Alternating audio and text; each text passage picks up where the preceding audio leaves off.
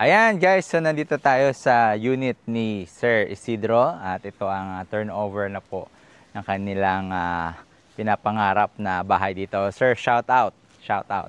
Siya po yung sister po kayo ma'am ni Sir Isidro? Brother po. Brother. Kamukhang kamukha. Bayaw. Bayaw pa na si Dalia. Si Ma'am Dalia.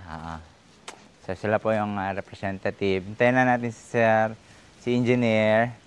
Pero while waiting, ikutin na po natin yung loob niya. Ayan. So malinis na siya. Inalis na dito yung mga bato-bato na malaki. Ayan. So ito yung sinasabi ko kay Sir na pwede siyang mag-pader dito. Pero for the meantime, pwede sa harap na muna. Diba? Then, dito naman, sa kitchen.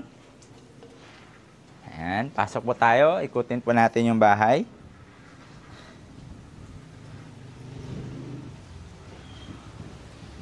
Ayan. So, meron pa siyang mga 1, 2, 3, 4 meters dito. Okay. Ayan, malinis na malinis yan.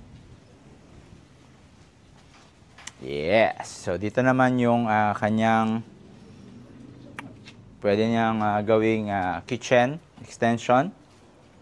Yan.